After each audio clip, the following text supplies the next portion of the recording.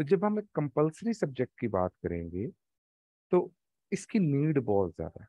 अब जब किसी चीज की डिमांड है तो मार्केट में जब टीचर आप जाते हैं, लाइक आपने फ्रेशली मास्टर्स किया है या आपने एमफिल किया है, इवन आपने पीएचडी की है, और आपको एफएससी पढ़ाने का कोई एक्सपीरियंस नहीं है, तो याद रखिएगा, आप लोग कभी भी किसी भी सेक्टर में तब तक कामयाब नहीं हो सकते जब तक आपने इसकी थॉरली खुद से स्टडी ना की है।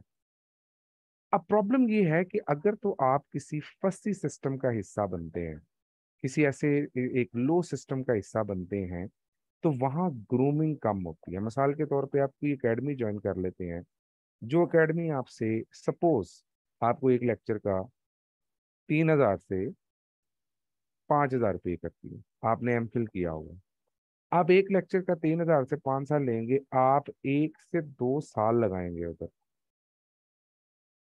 और फिर आपकी कमांड डेवलप होना शुरू होगी एफएससी के ऊपर कि हमने इस सब्जेक्ट को पढ़ाना कैसे है।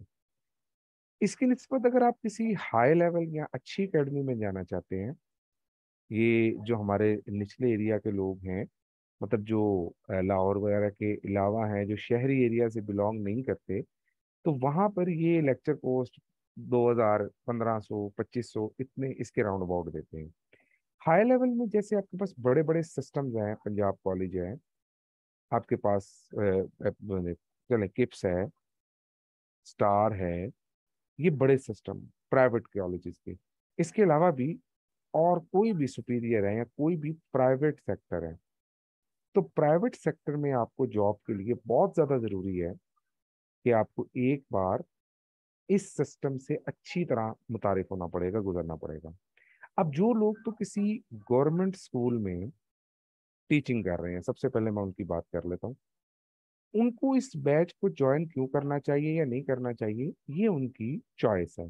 They are stable, they are 50% stable, and if they want to groom their chemistry, तो वो 50-50 रहेंगे इसमें ज्वाइन करने में। मैं इनमें से किसी को बिल्कुल ये नहीं कहूंगा कि आप जरूरी है इस ग्रुप को ज्वाइन करें। उसकी रीजन ये है कि you are serving on 14 scale और 16 स्केल, तो आप एसएस पे हैं।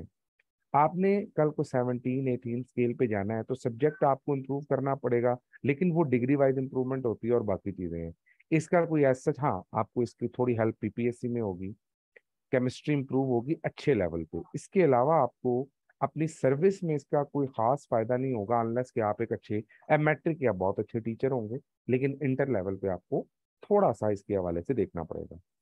जो लोग हमारे प्राइवेट स्कूल्स में काम कर रहे हैं, अब मेरा उन लोगों के लिए क्या मशवरा है। देखिए, एक प्राइवेट स्कूल की साइकी क्या है। एक प्राइवेट स्कूल में कोई बंदा बीएससी करके आता है, सपोज आप एमएससी हैं या एमफिल हैं, अब जो एमएससी करके आ रहा है और एमफिल करके आ रहा है वो भी उतनी सैलरी ले रहा है जितना ये बीएससी वाला सैलरी ले रहा है। प्राइवेट स्कूल बहुत अच्छा हो तो वो तो भाई ओ एंड ए लेवल्स करवाएगा, और बाकी जो प्राइवेट स्कूल्स हैं, गली मोहल्लों के स्कूल्स हैं, या जो आप इधर उधर पढ़ा रहे हैं, उसमें याद रखिएगा, नो फ्यूचर। ये मेरी बात जहन में रखनी है, जो दोस्त भी प्राइवेट स्कूल में पढ़ा रहे हैं, याद रखिएगा उसका कोई फ्यूचर नहीं है। Even I'm surfing in one of the best institutes in Pakistan in private sector, but I also know that this is not my ultimate future, क्योंकि हमें एक जगह से दूसरी जगह मूव करना चाहिए। जो गवर्नमेंट स्कूल में है, कम से कम उनकी जॉब सेव है।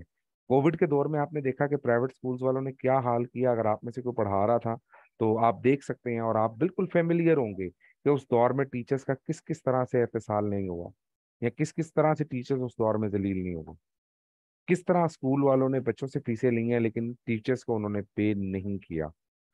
आप में से किसी का एक्सपीरियंस ऐसा गुजरा होगा, अल्लाह ना करे, तो आप लोग जानते हैं।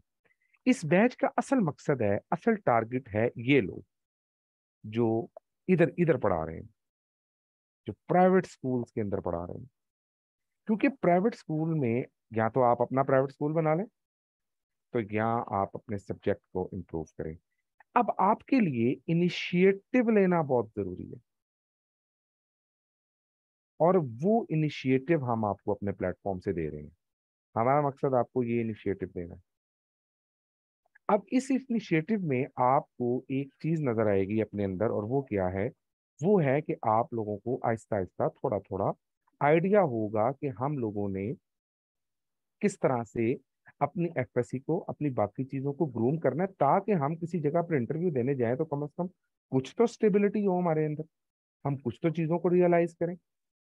तो मेरे वो दोस्त जो, और बहुत अच्छे लोग हैं, आप माशाल्लाह सारे मास्टर्स किया हुआ है, एमफिल होंगे, इवन पीएचडी कर रहे होंगे। तो हमारा ये एफएससी का जो बैच चलाने का मकसद है, ये है एक बंदे को एफएससी के मुताबिक रेडी करना, कि भाई आपने एफएससी को किस तरह पढ़ाना है। जो लोग स्कूल की जॉब्स करते हैं, मैं चाहूंगा कि एक आधा को बंदा अनम्यूट करके बताए हमें कि प्राइवेट स्कूल में क्या प्रॉब्लम रहती है। जस्ट मैं एक आधा कोई अपना हैंड रेस करे, मैं उसको अनम्यूट करता हूँ। मैं दो चार चीजें उनसे डिस्कस करना चाहूंगा। एनीबडी जो प्राइवेट स्कूल में पढ़ा रहे हैं और उनसे ये बातचीत हो सकती है, कोई एक बंदा अपना हैंड रेस करे प्लीज। बिकॉज मैं चाहता हूँ कि हम इसकी एक बड़ी पॉजिटिव डिस्कशन करें और आप लोगों के साथ एक बड़ा पॉजिटिव रूट रहे हमारा। एनीवन जो प्राइवेट स्कूल में पढ़ा रहा है और वो हमारे साथ बात करना चाहिए इस सिलसिले में। जी जैन साहब, आप अनम्यूट करें और बताइए आपको क्या प्रॉब्लम्स आ रही हैं वहां पर। जी सर, अस्सलाम वालेकुम। वालेकुम सलाम। ओके। सर, मेरा नाम अक्सर जैन है। अच्छा माशाल्लाह। ठीक है, सॉरी वो जैन लिखा तो हुआ था ना, तो इस वजह से मैंने कहा। ठीक है। जी, ठीक है जी, तो बताइए। सर मैं प्राइवेट सेक्टर में पढ़ाती रही हूँ हम्म। 6 मंथ। ठीक तो है। सर वहाँ जस्ट आपसे सारा दिन वर्क की लेते हैं कि ये कॉपी चेक करें, ये हमें हम्म। फीडबैक दें, डिसिप्लिन मेंटेन करें, बच्चों को जो यूनिफॉर्म है उस पे फोकस किया जाता है, ना कि उनकी स्टडी पे फोकस करते हैं। स्टडी बिल्कुल 100% लेक्चर आप हो बात गया, कर रहे हैं। लेक्चर हो मैं गया, लेक्चर रहता है रह जाए, उनकी कॉपी डायरी चेक हो, उनकी कॉपी चेक्ड हो। और आप मेरा तो छोटे लेवल पे सर्व कर रही होंगी, चौथे पांचवी छठी पे। नो सर, मैट्रिक, उन्होंने अच्छा। मैट्रिक का कहा था। 7 8, हम्म। 7 8 9 10 4 क्लासेस उन्होंने दी ओके, हुई थी 7 8 9 मुझे। 10, नहीं वही पांचवी से 10वीं तक आप पढ़ा रहे थे ना, एक शॉर्ट अगर बात करें। और सेकंडली ये कि सैलरीज बिल्कुल ना होने के बराबर है ना। 15,000, 10,000, 20,000, इससे ज्यादा तो पेयर भी सर नहीं कर, पे भी सैलरी नहीं कर। 14,000। 14,000 आप अंदाजा करें। अच्छा, यहाँ ना मैं आप लोगों को एक बड़ी इंटरेस्टिंग चीज बता देता हूँ। मैंने हर लेवल को अपनी जिंदगी में लाइक देखा हुआ है। देखा इस तरह से हुआ है कि व्हेन आई वाज इन 2009, मैंने एकेडमी में स्टार्ट किया एफएससी पढ़ाना। एंड आई नो कि उस वक्त ना एफएससी पढ़नी आती थी ना पढ़ानी आती थी सही तरह से। हम जो लेक्चर का लेते थे वो 800 रुपीज पर मंथ लेते थे। और वहां पर भी हम टीचर्स के पीछे भागते थे कि हमें कुछ समझ आ जाए। 2014-15 में जब ग्रेजुएट हुआ हूं मैं स्कूल में मैं गया था। और वो स्कूल वाले 15,000 दे के ऐसे कर रहे थे जैसे वो मेरे सर पे कोई एहसान कर रहे हैं। इवन मैं एकेडमी से उस वक्त इससे ज्यादा रन करता था। देन इन 2015 मैं लकास में पहले गया ओ लेवल्स के लिए। और राइट आफ्टर दैट मैं लाहौर कॉलेज ऑफ कॉमर्स में गया, लाहौर में। एंड आफ्टर दैट मैं पंजाब कॉलेज में अपॉइंट हो गया इन 2015। अभी तक हमारा रिजल्ट कार्ड नहीं आया था, फाइनल ट्रांसक्रिप्ट। एंड अल्हम्दुलिल्लाह अल्हम्दुलिल्लाह 2021 में I was appointed as a lecturer in FC university. इंशाल्लाह इसमें परमानेंट भी हो जाएंगे। लेकिन बताने का मकसद ये है कि मैं इन सारे सेक्टर से वाकिफ हूँ। अब हमारे कुछ दोस्त जो हमारे साथ अभी ज्वाइन किया था, जिन्होंने पीपीएससी में, और हमारे उस ग्रुप में, हम लोग उस ग्रुप को स्टडी कर रहे थे, उसको एनालाइज कर रहे थे और देख रहे थे। मैं उन सिस्टम्स के नाम नहीं लूंगा। कुछ बड़े बड़े ऐसे सिस्टम है जो अपनी तरफ से बड़े दावेदार हैं कि उनका सिस्टम बड़ा अच्छा है और वो बड़े यूनिक पढ़ाते हैं। लेकिन अनफॉर्चुनेटली वहां पर इतना गंद है कि हमारी मतलब एज अ टीचर हमारी वैसे इतनी बेइज्जती कई बार कर देते हैं लोग, करने की कोशिश करते हैं। और उसकी रीजन क्या है कि हम अच्छे लेवल पर नहीं जा रहे होते। इस अच्छे लेवल को अचीव करने के लिए आपको स्टडी करना पड़ेगा from the grass root level. अच्छा, अब ये बात बड़ी इंटरेस्टिंग है, मैं आपको ये भी जरा बता दूं। वाई एफएससी, हम एफएससी पे क्यों फोकस करें भाई। देखें, इस वक्त पाकिस्तान का जो ट्रेंडिंग चल रहा है ना, वो चल रहा है बच्चे को डॉक्टर बना दो, बच्चे को इंजीनियर बना दो। इन दोनों में ये सब्जेक्ट कंपल्सरी रोल प्ले करता है। फिर इसके अलावा बच्चे ने एंट्री टेस्ट पढ़ना है। और एंट्री टेस्ट के जो मेन लीडिंग सब्जेक्ट्स है ना, मतलब जिसे मैं कहता हूँ, और मैं क्योंकि स्टेप टीम का मेंबर हूँ, सो आई नो कि सबसे ज्यादा बच्चे को प्रॉब्लम जो आती है वो इस सब्जेक्ट में क्यों आती है। क्योंकि आपने एफएससी की किताब पढ़ी हुई है, आप जानते हैं कि एफएससी में तो बुरी बातें नहीं लिखती हैं। अब आप इंटरव्यू के लिए गए हैं, पैनल के सामने बैठे हुए हैं, you want to explain a topic. Let's suppose आप मैस स्पेक्ट्रोमेट्री का टॉपिक बताते हैं। अब जिसने एमएससी में मैस स्पेक्ट्रोमेट्री पढ़ा हुआ है, उसको पता है कि यार मैस स्पेक्ट्रोमेट्री तो बड़ा वाइडर टॉपिक है। लेकिन हम क्या उनको पढ़ा रहे हैं? हम एक equation H square R over 2 E, अब 3 4 किताबें उठाएं, H square R square over E लिखा होगा, चार्ज में मैस है, मैस ओवर चार्ज। तो हमारे पास एक इक्वेशन ही है, तो उसको एक्सप्लेन करना मुश्किल हुआ होता है। हमने एक टॉपिक पढ़ाना है कोई भी, यहाँ पर आपको नॉलेज, ठीक है नॉलेज इंप्रूव होगा डेफिनेटली, क्योंकि आप लोग उसमें काम करेंगे इंशाल्लाह, तो आपका नॉलेज तो इंप्रूव होगा। हमारा मकसद है कि वो लोग जो इस वक्त किसी प्राइवेट सेक्टर में as a teacher, as a employee serve कर रहे हैं, वो अपने आप को इम्प्रूव करके डायरेक्टली एफएससी में ले जाए, और वो किसी ऐसी जगह एफएससी में अप्लाई करें जहां पे उनको हैंडसम अमाउंट मिले। वो इतने कॉन्फिडेंट हो अपने अंदर, yes we can do this, और वो जाके उसके लिए मेहनत करें। मिसाल के तौर पे लेट सपोज मैं यहाँ पर आज का टॉपिक एक स्टार्ट करता हूँ। आई वुड लाइक कि आप में से कोई एक बंदा जिसको एफएससी का कोई टॉपिक सबसे मुश्किल लगता है वो बताए। मैं चाहता हूँ कि हम वहां से स्टार्ट करें, किसी क्वेश्चन से स्टार्ट करें। आप मुझसे कोई क्वेश्चन करें और मैं उसको आंसर करूँ आप लोगों के लिए, ताकि आपको ये अंदाजा हो सके कि उस टॉपिक को काम करवाने का क्या तरीका है। एक चीज हमारे पास आ गया, बफर सॉल्यूशंस। चले जी, मैं रेंडमली स्टार्ट कर रहा हूं बफर सॉल्यूशन से। ये स्टार्ट इसलिए कर रहा हूं कि आप लोगों को बफर सॉल्यूशंस के बारे में बताया जा सके। अब आपने किसी बच्चे को बफर सॉल्यूशन पढ़ाना है, तो याद रखेंगे आप उसको डायरेक्टली कभी बफर सॉल्यूशन नहीं पढ़ा सकते। सिर्फ डेफिनेशन पढ़ा सकते हैं, समझा नहीं सकते। क्यों नहीं समझा सकते? आपको उसने कहा, फॉर एग्जाम्पल आप एक इंटरव्यू में गए और वो आपको कहता है बफर सोल्यूशन समझाएं। आप बोर्ड पे जाते हैं। अब ये आपने बड़ा इंटरेस्टिंगली सुनना है जो मैं बताने लगा हूँ। आपके पास चारों कलर के मार्कर होने चाहिए, black, blue, green and red.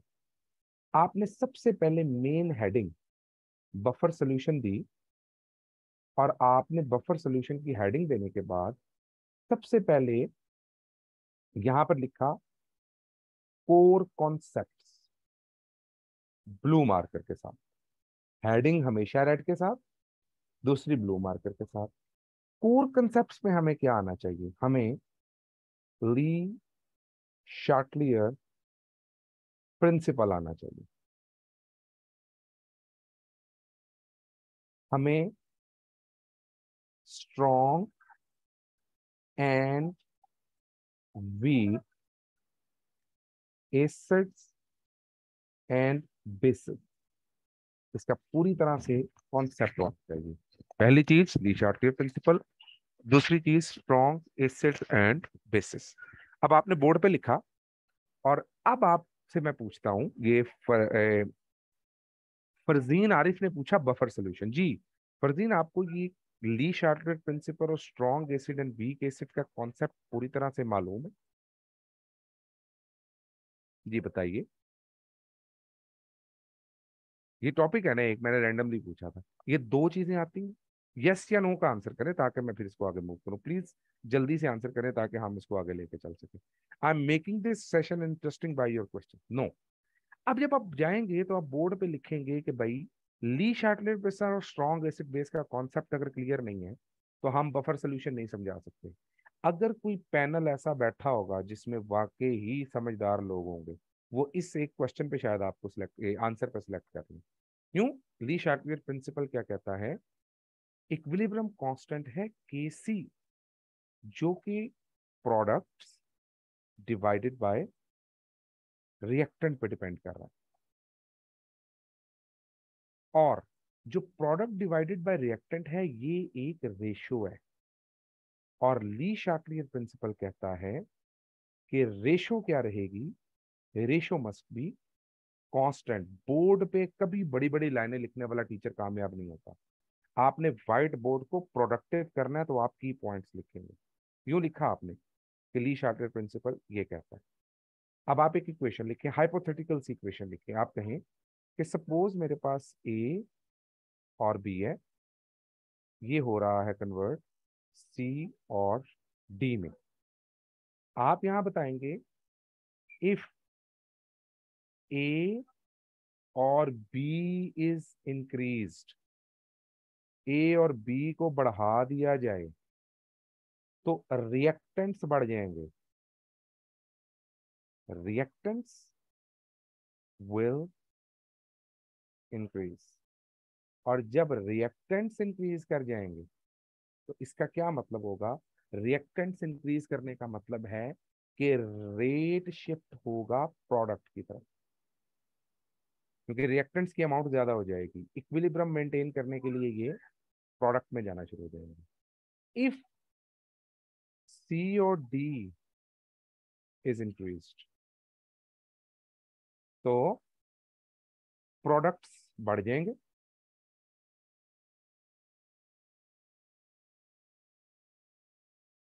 Okay. और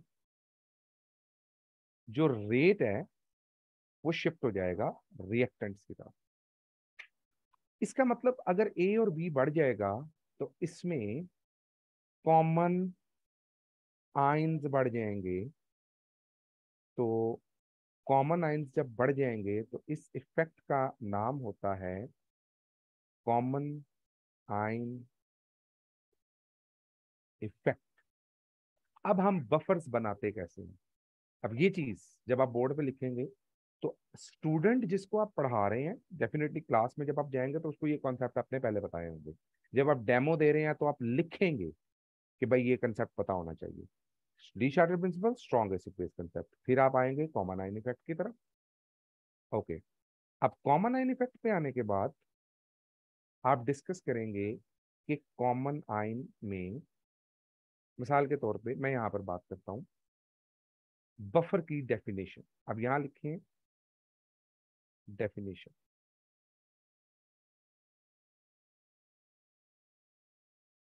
अब डेफिनेशन को बिल्कुल पॉइंट्स में मेंशन करें। स्ट्रॉन्ग स्ट्रॉन्ग बेस सॉल्ट, इसको मैं यहाँ यूं लिखता हूं, weak acid plus salt of this weak acid with strong base. Suppose I am writing ये कौन सा बफर होगा, ये हमारे पास कहलाएगा एसिडिक बफर। अब आपने ये बोर्ड पे लिखा, यहाँ इसको डिफाइन किया, एसिडिक बफर के बारे में बताया, इसको यहाँ आपने मेंशन कर दिया और आपने कहा weak acid and salt with strong base. Now what is our weak acid, suppose मैं कहता हूँ I have an acetic acid with a weak acid, salt of this weak acid CH3COOH when react with sodium hydroxide it will form CH3COO negative Na positive along with H2O। मैंने यहाँ पे मिला दिया CH3COONA। Now this is a buffer solution. अब इनका mixture buffer के तौर पे एक्ट करेगा, और बफर के तौर पे क्यों एक्ट करेगा, हाँ, why we need buffer, why we need buffer. अब ये एफएससी में लाइन लिखी हुई है और ये ऑब्जेक्टिव है, इसके साथ मेंशन करके दे बच्चे को कि बॉडी की जो पीएच है वो इज बिटवीन 7.3 टू 7.9। यहां पर लिखें अगर ये 7 हो जाए या 8 हो जाए तो डेथ हो जाएगी। कभी भी बोर्ड के ऊपर पूरी पूरी लाइनें नहीं लिखनी, आप पूरी पूरी लाइनें लिखने बैठ जाएंगे टाइम भी वेस्ट होगा, लेक्चर भी विद इन टाइम पूरा नहीं होगा। आप पॉइंट्स लिखेंगे बोर्ड पे और हर पॉइंट को एक्सप्लेन करेंगे। और क्योंकि बच्चे के पास बुक है, रिमेंबर दैट बच्चे को आपने या किसी बंदे को ये नहीं कहना ड्यूरिंग डेमो कि मैंने जी फलां गाइड बुक में ये पढ़ा था। उसे कहें जी मुझे तो मैंने तो बुक में पढ़ा था। आपको बुक का नॉलेज होना चाहिए, guide book is something else. अच्छा, ये मैंने तैयार किया टॉपिक, अब वही टॉपिक बफर का लिखा हुआ है और मैं आपको वही टॉपिक पढ़ा रहा हूँ, लेकिन मैं इसको अपने हिसाब से पढ़ा रहा हूँ। अब आप देखते जाएं, अगर KC value, how it controls the pH. देखें, व्हाई वी नीड बफर। आप कहेंगे because the pH of body 7.2 to 7.9, if the pH will become 7 or 8, so death will happen, death हो जाएगी। सो बफर करता क्या है, रेजिस्ट करता है द चेंज इन पीएच। अच्छा जी, रेजिस्ट कैसे करता है, how it resist the change, how it will resist, understand करेंगे। सबसे पहली चीज आप लिखें CH3COOH, ये कन्वर्ट होगा CH3COO negative plus H positive. आप लिखें CH3COONA, CH3Na पॉजिटिव, दोनों चीजें मेरे पास आ गई। अब मुझे क्या करना है, अब मुझे इसको अंडरस्टैंड करना, किस तरह से, लेट्स गो। आप कहेंगे कि अगर एक सिंपल वाटर हो और मैं इसमें 0.1 मोलर HCl डाल दूं, तो पीएच 7 से 1 तक पहुंच जाएगी, बहुत कम हो जाएगी। लेकिन अगर हम अपनी बॉडी की बात करें, तो बॉडी में बफर मौजूद है जो इस पीएच को रेजिस्ट करेंगे। कैसे, इसकी केसी वैल्यू लिखिए, CH3COO नेगेटिव,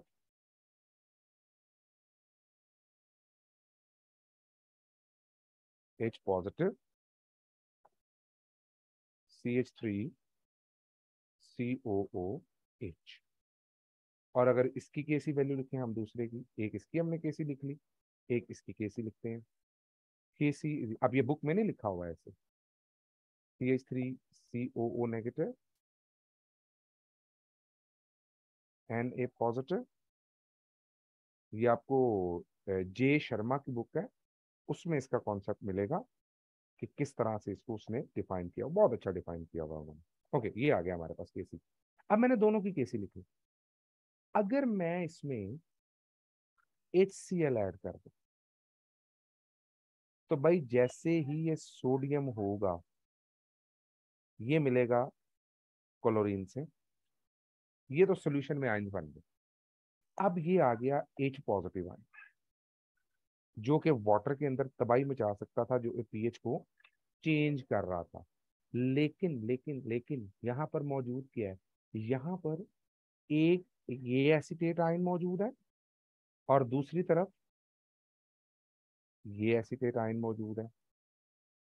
तो यहाँ वो लाइन बड़ी मौजू बैठती है कि अगर ये एच पॉजिटिव फ्री होगा तो ये तबाही मचाएगा ना। अगर ये एच पॉजिटिव पहले ही पकड़ ले, एक चोर के पास बंदूक है, वो किसी को कत्ल करने जा रहा है और पहली पुलिस उसको पकड़ लेते तो वो कत्ल तो नहीं कर सकेगा। ये एच पॉजिटिव आयन जो है, या तो इस कॉमन आयन की तरफ चला जाएगा या इस कॉमन आयन की तरफ चला जाएगा। सो हम कह सकते हैं presence of common ion suppress the ionization. तो जब हमारे पास कॉमन आयन होगा तो वो क्या कर देगा, वो सप्रेस कर देगा आयोनाइजेशन को। तो यहाँ पर हमारे पास एक सिंपल सा, ओ ओ सॉरी, हम केमिस्ट्री वालों की थोड़ी सी स्पेलिंग मिस्टेक हो जाती होती है, don't mind, double P I. Okay, so suppresses the ionization. तो कॉमन आयन जो है वो आयोनाइजेशन सप्रेस कर देगा, यानी जो आयन अवेलेबल था अब वो आयन अवेलेबल नहीं रहेगा, तो जब वो आयन अवेलेबल ही नहीं होगा तो ये बॉडी की पीएच को चेंज नहीं कर सकेगा। ये बात आपने यहाँ पे डिफाइन की। इसकी एप्लीकेशंस क्या हैं, अब लास्ट में आप इसकी एप्लीकेशन देखते हैं। एप्लीकेशन,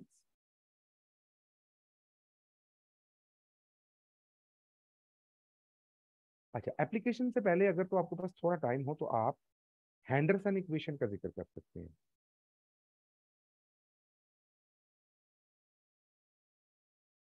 जिसमें pH is equals to pKa plus log of salt divided by acid. आप कहेंगे कि अगर आपने किसी से एसिड या बेस की पीएच सेट करनी है तो आप उसमें देखेंगे pKa वैल्यू क्या है, और उसमें फिर देखेंगे आपने सॉल्ट कितना ऐड किया और एसिड कितना ऐड किया। इसी बेस पर आपकी एफएससी में न्यूमेरिकल्स मौजूद हैं। आपको वो न्यूमेरिकल्स भी करवाने हैं, लेकिन वो न्यूमेरिकल उस सूरत में जिस टीम के आगे फॉर एग्जांपल आप डेमो दे रहे हैं, आप उसको ये न्यूमेरिकल अगर वो कहें तो करके देंगे। अच्छा, अब यहाँ पर इसकी कैपेसिटी ऑफ बफर कितनी है वो भी हम इसी से निकालेंगे, इसी से हम कैपेसिटी ऑफ बफर निकालेंगे, वो भी यहीं से आएगी। ठीक है। अच्छा, पीएच ऑफ चॉइस अगर आप बनाना चाहते हैं तो वो भी इसी से आएगी। अपनी मर्जी की कोई भी पीएच जो आप इसे डिफाइन कर सकते हैं, बना सकते हैं सॉल्ट और एसिड की वैल्यू को वेरी करके। अच्छा, इसी से आप लोग एंट्री टेस्ट में चले जाएंगे। अब इसी इक्वेशन से हम एंट्री टेस्ट में कैसे जा सकते हैं।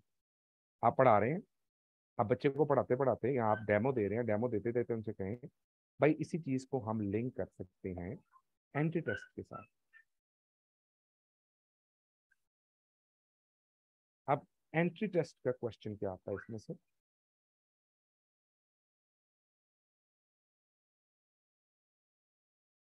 pH is greater than pKa when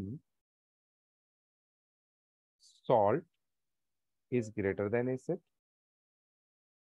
salt is less than acid, salt is equals to acid, and as expected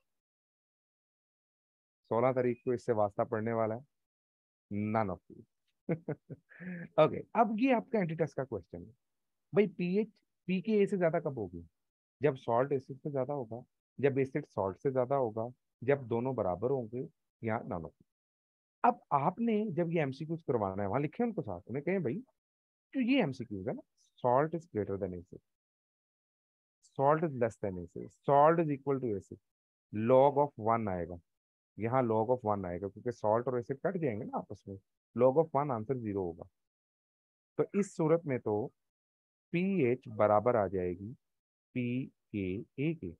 अगर आपको मेरी बात पर ट्रस्ट नहीं या आपको लग रहा है कि ये बात कहाँ लिखी है, तो यहाँ पर हम एफएससी की बुक में यही बात जो है वो स्टडी कर लेते हैं। बफर सोल्यूशन यहाँ देखें, यहाँ पर हैंडरसन इक्वेशन उसने ड्राइव की, pH is equal to P K plus log of salt over acid. अच्छा ये देखें, अब वो क्या कह रहा है, वो कहता है it mean that just equal similarly the form if pH just equal to P K A of the acid. यहाँ देखें, ये एग्जांपल उसने दी हुई है। अब यहाँ पर वो सॉल्ट और एसिड की वैल्यू पी के को जीरो कर रहा है। यहाँ देखें इस न्यूमेरिकल को, इस पॉइंट को, टू प्रिपेयर सोल्यूशन वो सॉल्ट की वैल्यू एसिड की वैल्यू कितने दे रहा है, 0.1, और सॉल्ट की value 1.0। If salt is greater than acid, salt is greater than acid, तो पीएच ज्यादा होगी पी के ए से। ये ऑप्शन ए है, ये बी है, ये सी है और ये डी है। तो देखें pH is greater then P K ए, तो मैंने आपको बुक से रेफरेंस दे दिया, तो आपके पास वैल्यू कितनी आ गई, 5.74। और अगर सॉल्ट की वैल्यू कम हो 0.1 और एसिड की वैल्यू ज्यादा हो, तो जब लॉग में वैल्यू पुट करेंगे तो आंसर 3.74 आ रहा है। तो आपने वहां पर साथ एक्सप्लेन कर दिया pH, if salt is less than acid then pH will be less than pKa। ठीक है, और अगर हम बात करेंगे salt is equal to acid, तो दैट्स इट। अब ये एंटी टेस्ट का क्वेश्चन, अब वो क्या कर सकते हैं, वो सिर्फ क्वेश्चन को यूं नहीं दे सकते, वो आपको फॉस्फेट बफर का क्वेश्चन देते हैं। 2017 में एमडी कैट का क्वेश्चन है, एम कैट में क्वेश्चन आया था ये, जो हमारा था यूएचएस। अब उनके अंदर जो क्वेश्चन बना था वो यही था, और उस क्वेश्चन में पूछा क्या गया था, उस क्वेश्चन में पूछा ये गया था कि फॉस्फेट बफर है। अब हमारी बॉडी में फॉस्फेट बफर्स होते हैं, और ये फॉस्फेट बफर्स क्या रोल प्ले करते हैं। जो फॉस्फेट बफर्स हैं, इन फॉस्फेट बफर्स में वो कहता है बफर की वैल्यू है 8 मोलर H3PO4 है, और 0.6 मोलर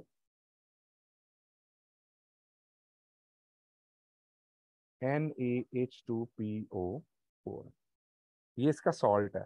अब जब आप ये सॉल्ट बनाएंगे तो आप उसको साथ बता दें, आपने ये सॉल्ट लिखा, तो आपने इसके साथ हल्का सा बोर्ड पे साइड पे लिख दिया कि ये मैट्रिक में, बच्चों को बताने के लिए कि मैट्रिक में आपने पढ़ा है ये एसिडिक सॉल्ट की एग्जाम्पल। मैं एक बात आपको बता दूं दोस्तों, ये मैं आपको एक्सपीरियंस बता रहा हूँ। आपको प्राइवेट स्कूल 1 लाख रुपया पे कर रहा है 9th पढ़ाने का, और आपको एक प्राइवेट कॉलेज 15,000 रुपया पे कर रहा है एफएससी पढ़ाने का। आप कॉलेज ज्वाइन करने, आप स्कूल छोड़ दें। ये मेरी बात है, मैं मैट्रिक की बात कर रहा हूँ, ए लेवल की बात नहीं कर रहा। आप यकीन करें कि प्राइवेट स्कूल वाले जो है ना, वो आपको 1 लाख रुपया भी दे रहे हैं तो आपका नुकसान है उसके अंदर, और कॉलेज वाला आपको 15 से 20 हज़ार भी दे रहा है ना, तो वो आपका फायदा है। वो हुनर है, वो हुनर नहीं है, ये बात याद रखिएगा। Teaching is an art and everyone can not be an artist, that's another story. But if you are teaching for 3 to 4 years in a school and you want to shift yourself to a college, please go for it. याद रखिएगा, वो जब थोड़े पैसे skip करेंगे उसका आपको ज्यादा इन रिटर्न मिलेगा। अच्छा, अब ये उसने दिया हुआ था, अब उसने कहा जी इनकी पीएच कितनी होगी। अब उसने पीके वैल्यू दी हुई थी, मुझे एग्जैक्टली तो याद नहीं है, लाइक फॉर एग्जांपल इसकी पीके वैल्यू उसने दी हुई है 5 लेट सपोज। तो अब आपने देखा यार एसिड ज्यादा है, सॉल्ट कम है, जो भी वैल्यू होगी वो लेस देन 5 होगी।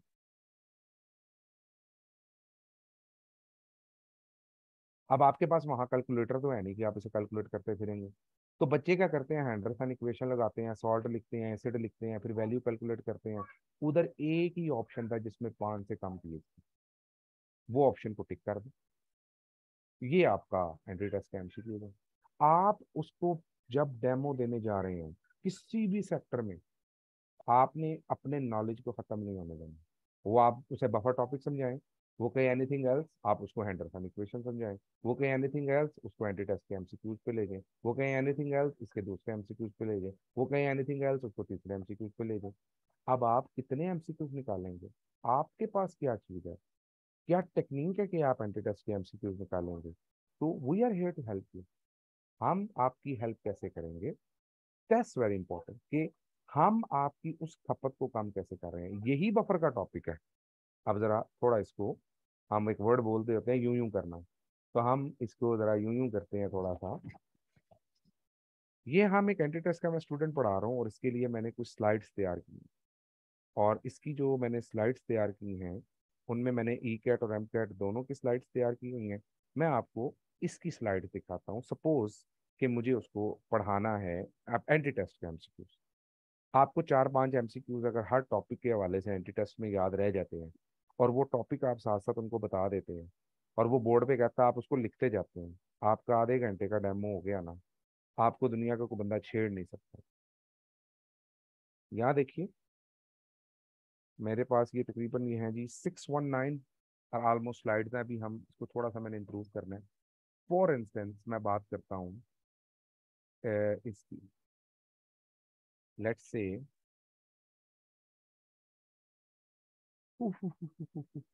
यहाँ पर हम अभी पहुंच जाएंगे उसमें। ये पेपर प्रेशर था, सॉलिड, केमिकल इक्विलिब्रियम, ये वाला है जी। मैंने उसको केमिकल इक्विलिब्रियम एंटी टेस्ट का टॉपिक है, ये ली फैक्टर प्रिंसिपल, ये बफर सोल्यूशन। आपके पास मटेरियल अवेलेबल है, what you need to do there, कुछ भी नहीं करना, आपको मटेरियल बना हुआ मिलेगा। आपने क्या करना है, आपने लेक्चर तैयार करने से पहले लेक्चर को अंडरस्टैंड कर लेना है, एक बार पढ़ेंगे, ये मेरे पास टॉपिक है, आप जाएंगे, उसके बाद आप उसको एमसीक्यूज पर लेकर के, ये सारे एमसीक्यूज आपके सामने गिवन, आपके पास एक चैप्टर के तकरीबन 50+ एमसीक्यूज हैं। What we are providing you here, हम आपको यहाँ क्या प्रोवाइड कर रहे हैं, to be very frank and honestly, हम आपको हर चैप्टर के एटलीस्ट 50 एमसीक्यूज दे रहे हैं। एंट्री टेस्ट के एमसीक्यूज आपको इस फॉर्म में मिलेंगे, पीडीएफ की फॉर्म में मिलेंगे, लेकिन अब इसी चैप्टर आपने पढ़ाया, आपसे वो पूछते हैं आपके पास स्कीम क्या है, स्कीम इसी की, अब यही 8वां चैप्टर आपने पढ़ाना है, तो what you need to do, आप उसको कहें भाई मेरे पास हर चैप्टर के 4 टेस्ट बने हुए हैं, 4 टेस्ट, मैं हर चैप्टर के 4 टेस्ट बताऊंगा। अब ये 4 टेस्ट आपको कौन प्रोवाइड करेगा, ये हर चैप्टर के 4 टेस्ट आपको मैं प्रोवाइड करूंगा, बिकॉज ये हमने इस पे ये वर्क, सपोज मैं यहाँ एफएससी की बात करता हूँ, ये एफएससी का डाटा है हमारे पास, इसमें आप देखेंगे ये फर्स्ट ईयर में आप गए, हर chapter with detail, first year notes, हर चैप्टर के नोट्स अवेलेबल है अल्हम्दुलिल्लाह हमारे पास, with MCQs, with short question, with solved exercise. मैं मिसाल के तौर पे चैप्टर 8 की ही बात कर लेता हूँ, तो मैंने उसको कंपाइल करके रखा हुआ है, मिसाल के तौर पे मैं इसी को ओपन कर लेता हूँ, तो यूँ ये कुछ मैंने इंटरनेट से नोट्स लिए और ये मेरे पास अवेलेबल है, पूरा फोल्डर अवेलेबल है। आपको एक्सरसाइज के जो नोट्स हैं इधर उधर जाने की ज़रूरत नहीं है, आप इन्हीं को एडिट करें, इसी में अपने नोट्स डेवलप करें, नो इशू। आप इसी को लेके चलते हैं मिसाल के तौर पे, ठीक है, ये देखिए ज़रा अटैचमेंट्स हैं, अब ये आपको इस तरह नहीं मिलेंगे, ये फर्स्ट ईयर है और मुझे चैप्टर 8 बच्चों को पढ़ाया, मेरी क्लास में 50 बच्चे हैं, आपसे टीचर पूछेगा हमारे पास 50 बच्चे हैं, आप हर बच्चे का एक टेस्ट कैसे लेंगे, आप उसे कहेंगे कि हम हर बच्चे से 2-2 टेस्ट लेंगे, हर चैप्टर के 3-3 टेस्ट ले लेंगे, हम हर बच्चे से 4-4 टेस्ट ले लेंगे, कैसे ले सकते हैं आप टेस्ट, ये देखिए, जैसे मैं अगर बात करता हूँ चैप्टर 4, चैप्टर 5, चैप्टर 6, चैप्टर 7, ये देखें, ये चैप्टर 10 है, चैप्टर 9, चैप्टर 8, तो जस्ट लुक हियर, चैप्टर 8 का test number 1, test number 2, test number 3, test number 4, फिर चैप्टर 9 यहाँ से स्टार्ट हो गया, तो you have all the syllabus, just look here, हर चीज आपके पास अवेलेबल है। ये आपको मैं सॉफ्ट कॉपी में जरूर प्रोवाइड करूंगा, जो टेस्ट है डायरेक्टली वर्ड की फॉर्म में मिलेंगे आपको, ठीक है, आपको ये उस फॉर्म में नहीं मिलेंगे, पीडीएफ की फॉर्म में।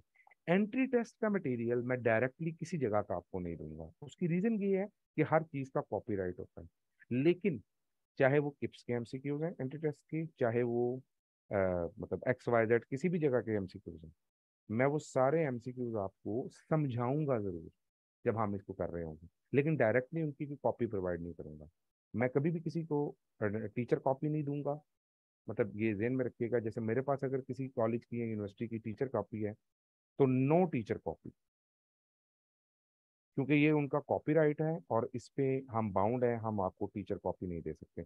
हाँ, मेरे पास टीचर कॉपी सबकी मौजूद है, जितने अदारे हैं आपके, 3 बड़े मेजर जो आपके अदारे हैं जो करवा रहे हैं, चाहे वो स्टेप है, चाहे वो किप्स है, और चाहे वो स्टार है, तो इनकी जो टीचर कॉपीज हैं वो मेरे पास अवेलेबल है, लेकिन मैं टीचर कॉपी मैंने कहा प्रोवाइड नहीं करूंगा, मैं आपको उसके अंदर जो एमसीक्यूज है, मतलब 50 एमसीक्यूज हैं, 40 एमसीक्यूज हैं, तो जो तो सीधी सीधी लाइनें हैं जिसके अंदर हमें कोई परेशानी नहीं है, वो तो आपको डायरेक्ट हार्ड करवा दिया जाए, लेकिन जो एमसीक्यूज टेक्निकल है वो एमसीक्यूज मैं आपसे डिस्कस करूंगा ड्यूरिंग क्लास, ये नहीं बताऊंगा कि ये किस बुक में लिखा हुआ है, लेकिन वो टेक्निकल एमसीक्यूज मैं आपसे डिस्कस करूंगा, ताकि आप जब एफएससी के उस टॉपिक को लेके मार्केट में जाएं तो आपको उस टॉपिक के हवाले से चीज़ों का पता हो।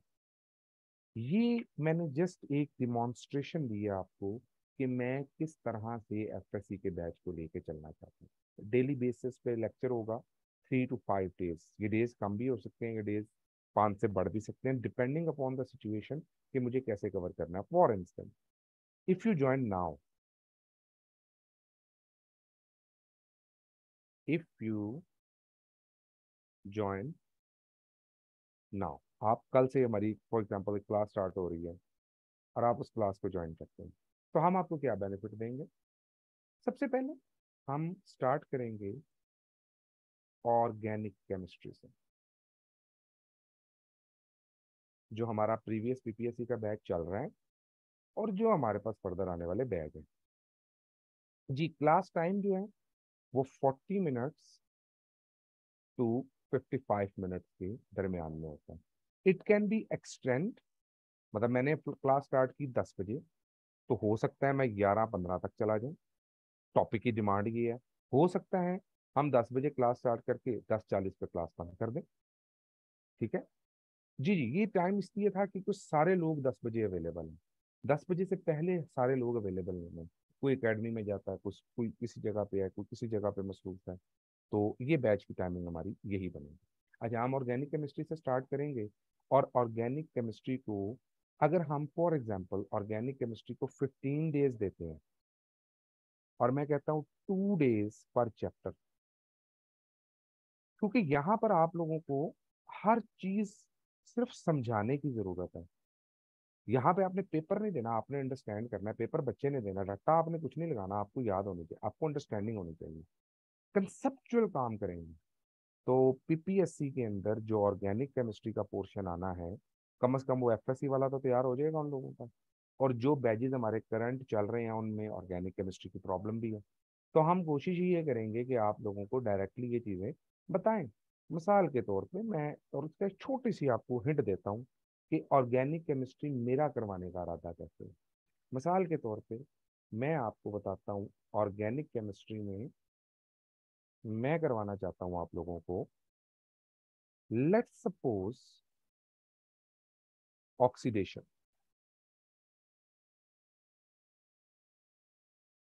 अब जरा इस पॉइंट को मेरे दोस्तों अंडरस्टैंड करेंगे। ये जो हमारी इसमें मेन साइकी, हम करना क्या चाह रहे हैं असल में, हम गए ऑक्सीडेशन में।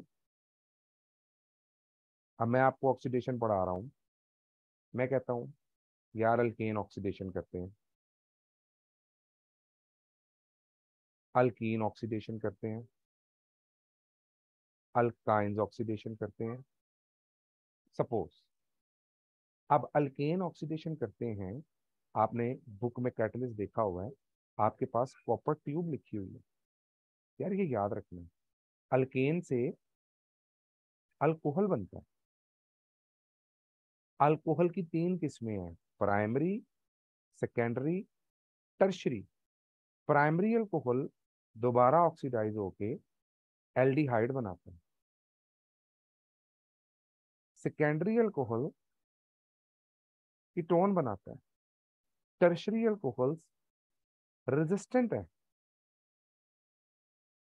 अच्छा, टर्शरी अल्कोहल रेजिस्टेंट है, तो अगर हम इसकी फोर्सफुली ऑक्सीडेशन करवाएं तो हमें क्या मिलेगा? और भाई अगर हम इसकी फोर्सफुली ऑक्सीडेशन करवाएं तो हमारे पास क्लेवेज ऑफ बॉन्ड होगा। अच्छा, और अगर हमारे पास क्लीवेज ऑफ बॉन्ड हो जाएगा तो फिर ये बताएं कि क्लीवेज ऑफ बॉन्ड से बनेगा क्या? मिसाल के तौर पे आर सी ओ एच, ये है। तो हम कहेंगे एक साइड से बॉन्ड टूट जाएगा। यार किस साइड से बॉन्ड टूटेगा? जहां कार्बन चेन ऑक्सीजन के साथ छोटी बन रही है। जहां पे बड़ी चेन होती है वो नहीं बनता, यानी ये इसमें कन्वर्ट हो जाएगा एल्डिहाइड में, और ये कन्वर्ट हो जाएगा, यानी ये दो कार्बन अलग हो जाएंगे और ये वाला कार्बन अलग हो जाएगा। हम इस पोर्शन को डिस्कस करेंगे।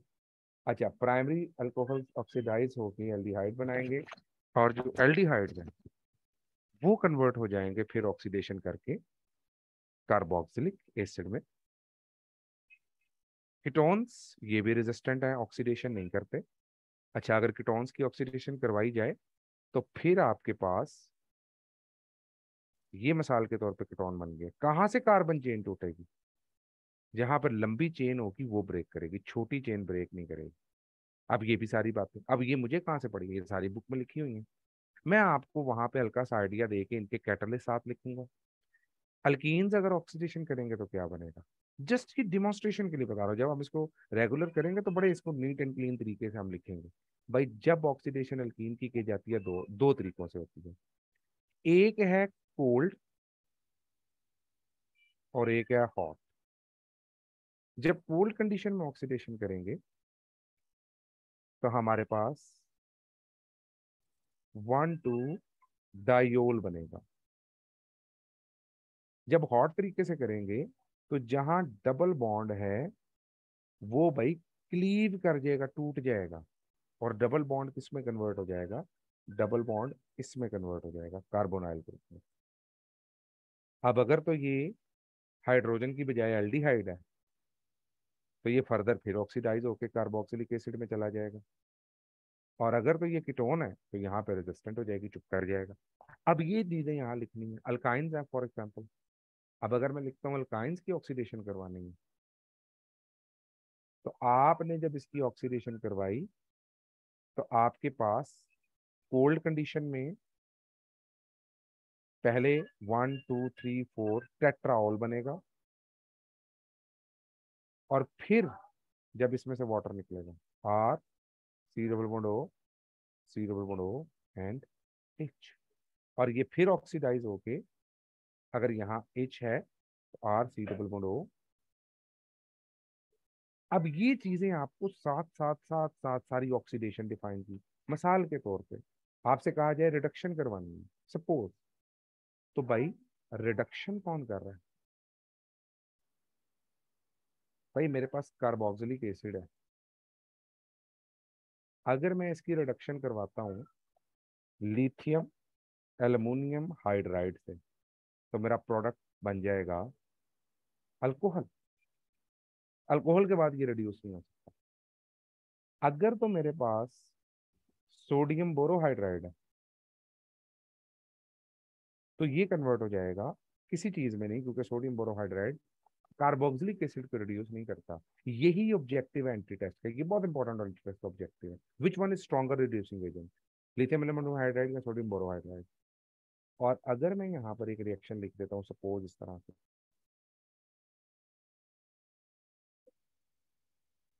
सपोज लेट्स से मैं यहाँ लिखता हूँ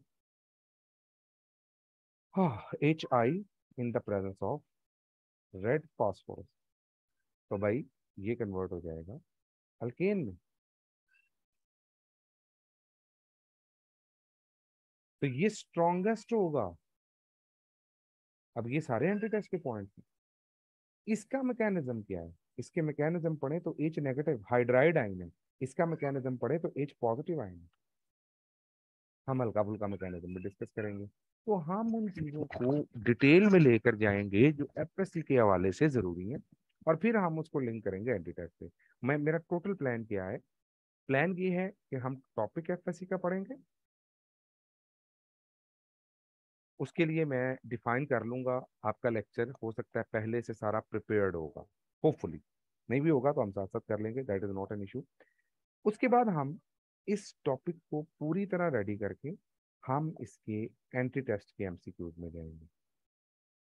एक चैप्टर के एंड हो जाने पे हर चैप्टर के 4 असेसमेंट टेस्ट मिलेंगे आपको, 4 टेस्ट जो मैंने अभी आपको दिखाए हैं।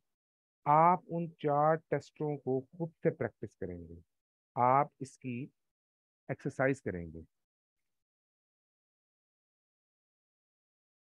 आप उसकी एक्सरसाइज देखेंगे। अब एक्सरसाइज को देखिए, पूरी एक्सरसाइज मैं आपसे डिस्कस कभी भी नहीं कर पाऊंगा। मैं आपको एक्सरसाइज की फील डेवलप करवा सकता हूँ। मिसाल के तौर पे ये एक्सरसाइज का क्या मतलब है कि मैं आपको पूरी एक्सरसाइज क्यों नहीं करवा रहा हूँ। देखिए, पूरी एक्सरसाइज का मतलब है what are alcohols, what are primary secondary and tertiary alcohol. यार ये सवाल तो मैं नहीं ना करवाऊंगा, ये तो आप बच्चों को करवाएंगे। इतने तो माशाल्लाह आपने सबने कम से कम मास्टर्स तो किया होगा। मैं आपको उसमें से टेक्निकल क्वेश्चन मैं साथ इनको ऑपरेट करके दूंगा, भाई ये क्वेश्चन टेक्निकल है, इसके अंदर से हम ले लेंगे। तो वो पॉइंट जो एफएससी का हिटिंग पॉइंट होता है ना, हम उसको डिस्कस करेंगे, हम उसकी डिटेल में चलेंगे। जैसे मैं यहाँ पर आपके साथ एक छोटी सी चीज डिस्कस करता हूँ। यहाँ पर सेकंड ईयर की बुक्स है, ये हेलो फॉर्म रिएक्शंस है।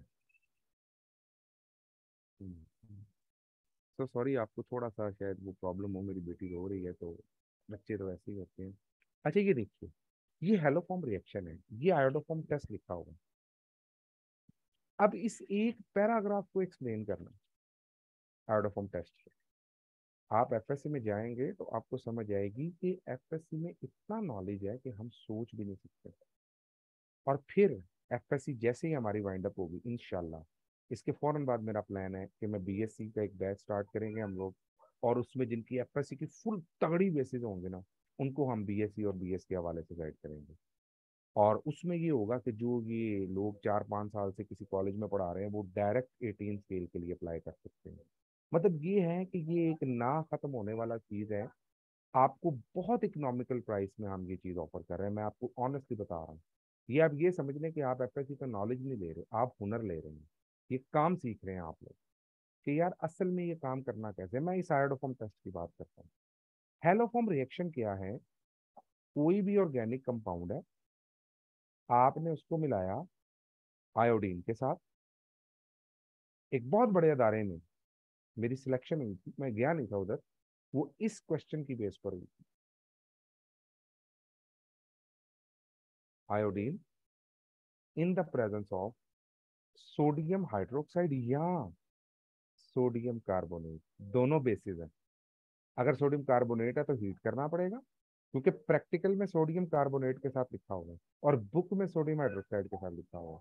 आप बोर्ड पे लिख रहे हैं, आप उसको बताएं भाई प्रैक्टिकल कॉपी का जो सिलेबस है उसमें सोडियम कार्बोनेट लिखा होगा और यहाँ उसने सोडियम हाइड्रोक्साइड लिखा होगा। एक टीचर एक बार आपकी शक्ल देखने पर मजबूर हो जाएगा कि इस बच्चे को ये सारी चीजें कैसे पता है। तो देखें, ये बनेगा जो भी ऑर्गेनिक कंपाउंड है इसमें, या तो येलो पिपिटिस बनेंगे या तो नो येलो पिपिटिस। अगर येलो पिपिटिस बनेंगे तो इसकी कुछ और इंडिकेशन है, और अगर येलो पिपिटिस नहीं बनेंगे तो इसकी कुछ और इंडिकेशन है।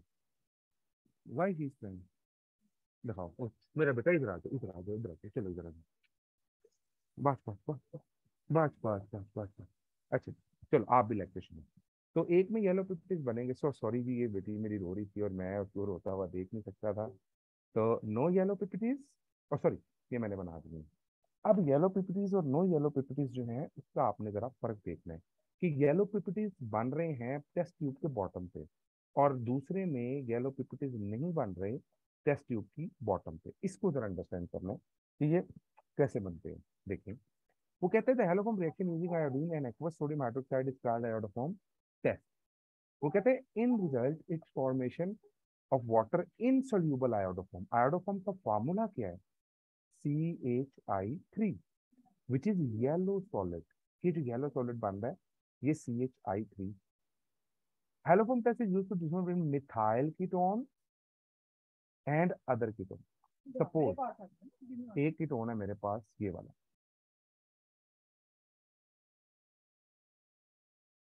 और बेटा एक कीटोन है मेरे पास ये वाला। ये जस्ट एग्जाम्पलीफाई कर रहा हूँ कि आपने जब ये टॉपिक बच्चे को समझाना है तो आपने कैसे समझाना है। आपने उसे कहना है आयोडोफॉर्म टेस्ट हमेशा तब होगा जब कार्बोनाइल ग्रुप के साथ, ये याद रखें, जिंदगी में याद रखें, आयोडोफॉर्म टेस्ट तब होना है जब कार्बोनाइल ग्रुप के साथ CH3 ग्रुप हो। अगर CH3 ग्रुप नहीं होगा तो ये टेस्ट नहीं होगा। हतमी बात है। इसमें CH3 ग्रुप आ रहा है कार्बोनाइल के साथ, इसका मतलब अगर इसमें ये नहीं आ रहा CH3 तो ये आयोडोफॉर्म टेस्ट नहीं देगा, सिर्फ मिथाइल वाला टेस्ट देगा। क्यों? क्योंकि यहाँ से बॉन्ड क्लीवेज होनी है। जब बॉन्ड क्लीवेज होगी तो ये बनेगा CH3 में, ये येलो कलर देता है। तो वो कहता है मिथाइल कीटोन है अंदर कीटोन। तो ये पॉइंट वो कहता है it is used to mean ethanol and methanol and other primary. ये मैं लास्ट में बताता हूँ। It can also be distinguished between acetaldehyde and other aldehyde. अच्छा, अब मैं आपसे पूछता हूँ, ये भी एंटी टेस्ट का ऑब्जेक्टिव है। मिसाल के तौर पे ये मैंने बनाया CH3 CH2 C double bond O H, CH3 C double bond O H। अब सिर्फ और सिर्फ मेथानल्डिहाइड जो एसिटल्डिहाइड है वो ये टेस्ट देगा, क्योंकि कार्बोनाइल ग्रुप के साथ CH3 सिर्फ यहाँ लगा हुआ है, इसके अलावा CH3 ग्रुप अटैच नहीं है। तो हमें ये पॉइंट ध्यान में रखना है। आप बनाएंगे एक्सक्यूज मी बोर्ड सर। पे ऐसे बनाते हैं? जी जी। सर एक तो इनको ये 3-4 कंसर्न है वो आप क्लियर कर दीजिएगा। सेकंड ये है कि आप इसके बाद मैम मासूमा की क्लास है इन बच्चों के साथ। ओके वो कल लेक्चर रह गया था। ओके ओके, नो इशू, बस मैं 2 मिनट मुझे दो, मैं वाइंड अप कर रहा हूँ। अच्छा जी, it is also distinguish between methanol. आप ये देखें, मिथानॉल और इथानॉल तो ये है। अब आप कहेंगे, अब ये क्वेश्चन जिसका अड़ गया, मतलब इंटरव्यू आप दे रहे हैं, वो कहता है CH3 CH2OH और CH3OH, इसको जब आयोडीन में मिलाते हैं in the presence of NaOH, तो ये येलो पिपिटिस देता है। इधर येलो पिपिटिस नहीं आती। अब यहाँ पर तो ये ग्रुप ही नहीं है C डबल बॉन्ड O, तो यहाँ से देखें, यू विल बी अमेज्ड कि ये इसको पहले ऑक्सीडाइज करेगा और एथेनॉल जो है वो इसमें कन्वर्ट होती है पहले ऑक्सीडेशन के बाद। अब इसमें ये ग्रुप आ गया, जबकि मिथानॉल इसमें कन्वर्ट नहीं होगा, तो ये नहीं देगा, ये टेस्ट देगा। इसके अलावा कोई भी अल्कोहल जो मिथाइल कीटोन बना रही होगी वो ये टेस्ट देगी। अच्छा, आयोडीन एक ऑक्सीडाइजिंग एजेंट है। ये बड़ी इंटरेस्टिंग चीज है। आयोडीन एक ऑक्सीडाइजिंग एजेंट है। अब ये ऑब्जेक्टिव है, इसीलिए जब हम पढ़ते हैं आयोडीनीट्री, तो उसके अंदर आयोडीन को रिएक्ट करवाया जाता है सोडियम थायोसल्फेट के साथ। ये एक रिड्यूसिंग एजेंट है, ये एक ऑक्सीडाइजिंग एजेंट है। ठीक है, तो ये रिडॉक्स रिएक्शन करता है, आयोडीन रिडॉक्स रिएक्शन करता है। तो ये आपके सामने सिचुएशन है। ठीक है, ये अंडरस्टैंडिंग आप लोगों ने लेनी है। तो ये सिर्फ ऑक्सीडाइज होगा। आपको ऑब्जेक्टिव दे दिया उसने, वो कहेगा, जरा तवज्जो देनी है, कि CH3 COH CH2 CH3 और ये CH3। अब ये टर्शरी है। पहली बात, टर्शरी अल्कोहल ऑक्सीडाइज ही नहीं होगा, तो टेस्ट ही नहीं देगा। जब सेकेंडरी की बात करेंगे तो भाई ये वाला कन्वर्ट होके जाएगा किस कीटोन में, ये वाला कन्वर्ट होके इसमें कन्वर्ट होगा, CH3 C double bond O CH2, और ये मिथाइल कीटोन बन गया। अब ये होगा, अच्छा यहाँ देखें, बैलेंसिंग ऑफ रिएक्शन में आपको नजर आएगा, जब हमने यूज किया एसिटल्डिहाइड यानी मिथाइल कीटोन यूज किया, तो आपने कितने मोल यूज किए? 3 मोल। जब आपने ये यूज किया तो 3 मोल, कीटोन यूज किए तो 3 मोल। लेकिन जैसे ही अल्कोहल आया ये 4 मोल्स हो गए, क्योंकि 1 मोल उसको ऑक्सीडाइज करेगा, 3 मोल अगला रिएक्शन करेगा। इसको आप लिखेंगे 1 + 3 मोल्स, 1 उसको ऑक्सीडाइज करेगा, 3 उसका रिएक्शन करवाएगा। अब आप किसी बंदे को जाके बताएंगे डिटेल में, मेरा चैलेंज है डेमो ऐसा कर दें, जो टीचर डेमो ले रहा होगा इतनी डिटेल उसको नहीं पता हो, वो एक बार परेशान हो जाएगा कि यार ये बच्चा पढ़ के कहाँ से आया। ये मैं अल्लाह माफ करे, लाउज़बिल्ला लाहौल वाला कुव्वत, खुद सराई नहीं कर रहा हूँ, मैं बता रहा हूँ कि इसको लिखने का तरीका ये। आप उसे बताएं भाई पहले ये ऑक्सीडाइज होगा तभी तो ये जाएगा ना मिथाइल कीटोन में, और वो मिथाइल कीटोन फिर आयोडोफॉर्म बनाएगा। इसीलिए यहाँ पे 4 मोल्स इस्तेमाल हुए हैं, यहाँ पर 3 मोल्स इस्तेमाल हुए हैं। ये ऑब्जेक्टिव का क्वेश्चन बन सकता है, ये एंटी टेस्ट में क्वेश्चन पूछा जा सकता है। तो आपका एक अच्छा डेमो जो है वो आपको बहुत अच्छी चीजें भी प्रोवाइड करवा सकता है, और एक अच्छा डेमो ना हो तो वो आपके लिए परेशानी का बायस भी बन सकता है। नहीं, तो ये मेरी तरफ से आई थिंक काफ़ी मैंने जोर लगाया इसको, और उसके बाद मैंने कोशिश किया कि आप लोगों को सिखाया जाए कि इस बैच का एक्चुअल मकसद क्या है। तो ये आप समझ लें, हम इसको बाकायदा एक नाम भी देने वाले हैं कि हम इसको क्रिटिकली केमिस्ट्री को पढ़ने वाले हैं। हम एफएससी के टॉपिक्स को डिटेल में पढ़ेंगे। हाँ, मुझे कहीं लगेगा कि आपको बीएससी का टॉपिक थोड़ा बहुत इसके साथ करवाना है तो करवाएंगे। इसके फौरन बाद हम बीएससी में जाएंगे। हाँ, सिर्फ आपके पास एफएससी कवर नहीं होगी, नॉट ओनली एफएससी, बल्कि इसके साथ आपका प्रैक्टिकल, आपका एंटी टेस्ट, आपके 4 माइक्रोसॉफ्ट वर्ड के टेस्ट आपको इसके साथ मिलेंगे हर चैप्टर के एंड पे। और मैं पहले भी एक तरतीब बताई थी, लास्ट टाइम भी वो मेरी क्लास में डिस्कस हो रहा था। मैंने कहा अगर आप एक पेज टाइप करवाएं ना अपना, किसी टीचर किसी भी बंदे से, तो इस वक्त मार्केट में 25 से 40 रुपए के दरमियान वो लेते हैं एक पेज टाइप करने का। केमिस्ट्री का तो टेक्निकल पेज होता है क्वेश्चन क्वेश्चन वाला, 25 रुपए भी लगाए चलें। तो आप एक पेज 25 रुपए में टाइप करवाते, इससे पहले खुद लिख कर देंगे उसको। अगर एक चैप्टर के 4 टेस्ट बनवाए तो 100 रुपया, 11 चैप्टर हैं तो कितने हो गए, ये आप लोगों का तकरीबन 1100 रुपया, और 100 × 16 तो 1600 रुपया, 1700 और 2700, कम अज कम 2700 से 5000 के दरमियान सिर्फ टेस्ट की टाइपिंग है जो हम आपको इसके साथ प्रोवाइड कर रहे हैं। जिसके पास कोई बंदा नहीं है एंटी टेस्ट वाला, जिसके इर्द गिर्द गिरदोनवा में नहीं है, वो आप कभी भी उससे एंटी टेस्ट, वो आपको कोई भी एंटी टेस्ट नहीं पढ़ाएगा। अच्छा सर, आप इसमें जी जी एक्सक्यूज मी सर, जी जी सर इसमें एक कंसर्न है, कुछ बच्चों का कंसर्न ये है कि वो एक साथ फीस सम पे नहीं कर सकते 3 मंथ्स की। एक ये कंसर्न है सबसे ज्यादा। और दूसरा कंसर्न ये कि स्टार्ट कब से होगा ये बैच। थर्ड ये कंसर्न है टाइमिंग क्या होगी पैरेलल टू पीपीएससी बैच। देखें, जो इसको स्टार्ट करते हैं वो तो हम अब इसको स्टार्ट करेंगे लाइक कल से मेरी कोशिश है। कल का दिन ले लें, नहीं तो 2-3 दिन और ले लें, 2 दिन मजीद दे देते हैं जो हमारे रजिस्ट्रेशन हो रही हैं। मैं ये चाह रहा था कि अगर हम कल से इसको स्टार्ट करें ना, तो हम 18 तक ना ऑर्गेनिक को कवर करते हैं। क्योंकि पीपीएससी का पेपर, सॉरी 16 को पेपर है, तो 15 तक हम कुछ ऑर्गेनिक को ना, मतलब कुछ तो ऑर्गेनिक हाथ में आ जाएगी ना, कुछ चीजें पल्ले पड़ जाएंगी, और होपफुली मैं कोशिश करूंगा कि ऑर्गेनिक का पोर्शन इसमें तकरीबन माइंड अप करवा दें। थोड़ा रिग्रेस प्लान हो जाएगा लेकिन हो जाएगा। एक तो ये है। दूसरा, एक तो ये स्टार्टिंग करेंगे।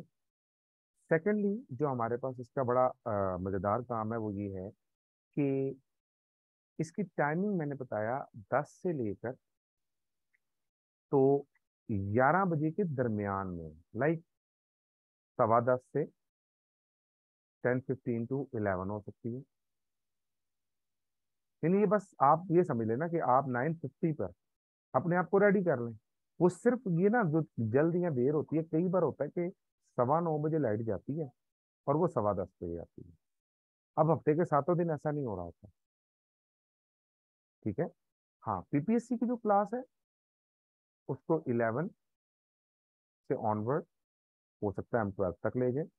देखिए, अब जो हमारा पीपीएससी का बैच है ना, उसमें चीजें कौन सी रह रही हैं। आपका बेसिक हो गया, आपकी अब जो रह गई है उसमें बेसिक मतलब इन्वायरमेंटल केमिस्ट्री है। जैसे कल मैंने करवानी है तो वो मैं एनवायरमेंटल करवाऊंगा। एनवायरमेंटल के साथ फिर 2 लेक्चर एनवायरमेंटल के होंगे, 2 लेक्चर आपके एनालिटिकल के होंगे। ठीक है। इसके अलावा 2 लेक्चर्स ही आप लोगों के बायोकेम के हो जाएंगे, बायोकेम, और 2 आपके अप्लाइड के।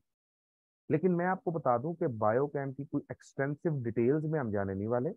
हम इसमें बेसिक और जनरल पढ़ने वाले हैं। विटामिन बी का क्या यूज है, विटामिन सी का यूज है, कार्बोहाइड्रेट क्या है, लिपिड क्या है, प्रोटीन क्या है, फैट्स क्या है, फंक्शन ग्रुप किसी चीज के क्या है क्या नहीं है, वगैरह वगैरह।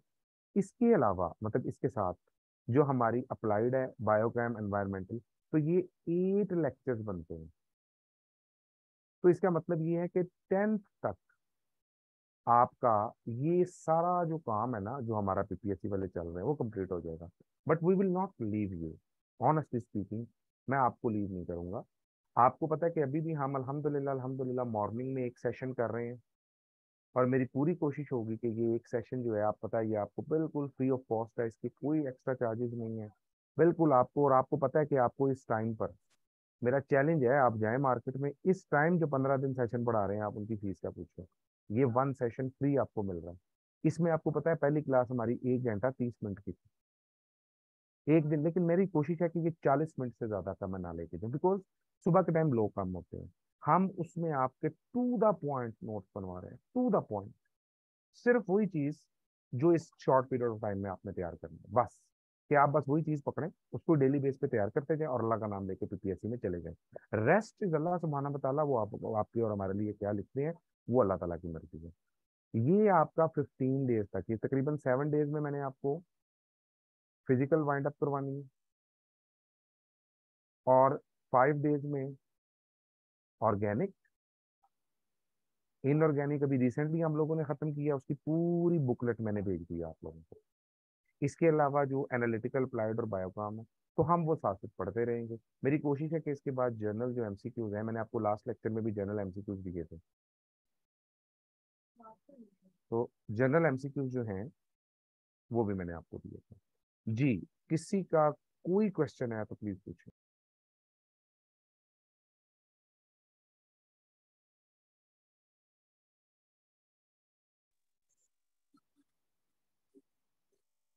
सर फीस वाला कंसर्न इनका क्लियर कर दे। अच्छा जी, फीस में मैं आपको बता दूं, देखें सर आप उसको बेहतर समझते हैं। ऑनेस्टली स्पीकिंग, जो फी के मामलात हैं, आप जैसे पहले भी जानते हैं कि वो आपने एकेडमी की एक पॉलिसी जनरेट करनी है। मैंने पहले भी बताया था सारे दोस्तों को कि कई बार ऐसा होता है कि बैच स्टार्ट हो रहा है 30 बच्चों से, और 30 बच्चों के ग्रुप से हमने बैच को स्टार्ट किया है, और एंड पे जाके मेरे पास 5 बच्चे रह गए हैं। पहले महीने 30 ने फीस पे किया, दूसरे महीने 5 रह गए हैं। तो भाई वो 5 ने तो चलना है, ठीक हो गया ना। तो अब मसला ये है कि जी जी, यहाँ पे स्टार्ट से अच्छा बहुत ज्यादा स्टूडेंट्स ले रहे हैं, आप ग्रुप में पूछ लीजिएगा। अल्हम्दुलिल्लाह, आपने शायद हमारी स्टार्ट से वर्किंग नहीं देखी, मैं आपको वो वर्किंग भी दिखाता हूँ। अब 30 से अगर यहाँ पर 5 की स्ट्रेंथ रह जाती है, तो भाई मेरा मकसद है कि ये 5 ही ज्वाइन करें। ये 30 में से जो 25 लोग हैं वो ज्वाइन ही ना करें इसको, क्योंकि बैच का रिदम टूट जाता है। मुझे 5 लोग मिल जाएं जो कंसर्न है पढ़ने के लिए, तो मेरे ये 25 का मुझे कोई फायदा नहीं है। मुझे डेडिकेटेड लोग चाहिए। जो बंदा डेडिकेटेड होता है ना, वो ये चीज नहीं सोचता कि मैंने आज पैसे देने हैं, मैंने कल पैसे देने हैं। हाँ, उसमें ये है जो हम आपके लिए कर सकते हैं। पीपीएससी का बैच होता, उसमें लोगों ने लेट दिए हैं, जल्दी दिए हैं, उसकी मुझे कोई परवाह नहीं थी ना, उसको हमने बॉदर किया था। मैंने आपको, जो मेरे पीपीएससी के स्टूडेंट हैं उनको पता है, मैंने कहा था कि हमारा मकसद पीपीएससी के लिए बिल्कुल नहीं है।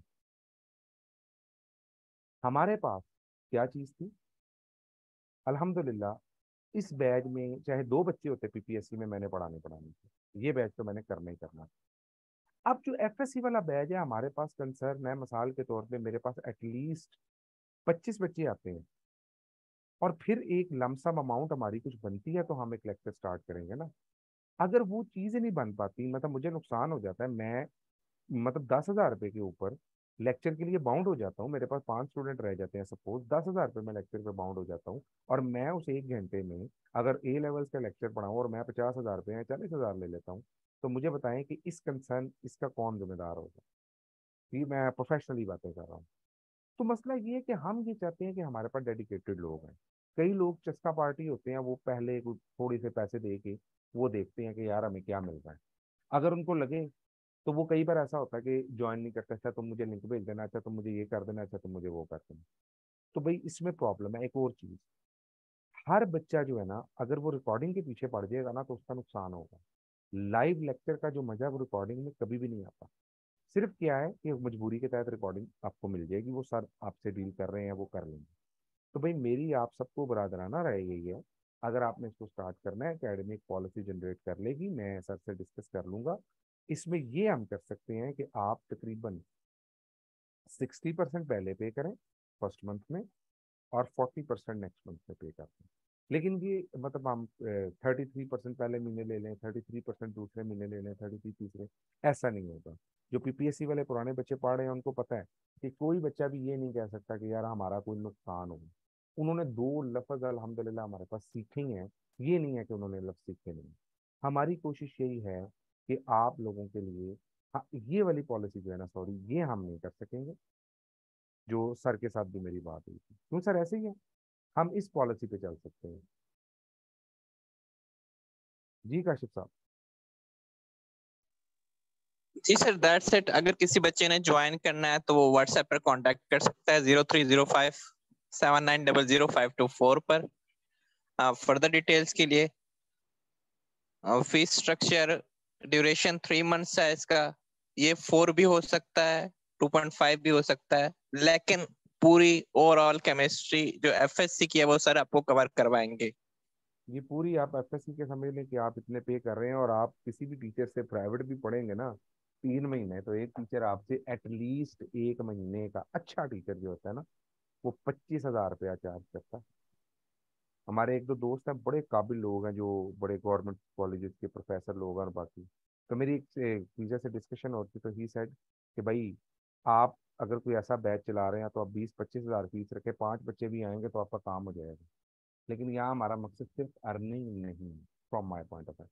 एनीवेज, तो इसके अलावा किसी का कोई क्वेश्चन है तो प्लीज वो पूछ सकता है, अगर क्वेश्चन नहीं है तो वो अगली क्लास जो मैम की होगी वो ले सकते हैं। If you anybody have any question. जी आप अनम्यूट कर सकते हैं अपने आप को और बता सकते हैं किसी का कोई क्वेश्चन है तो। एनीबॉडी।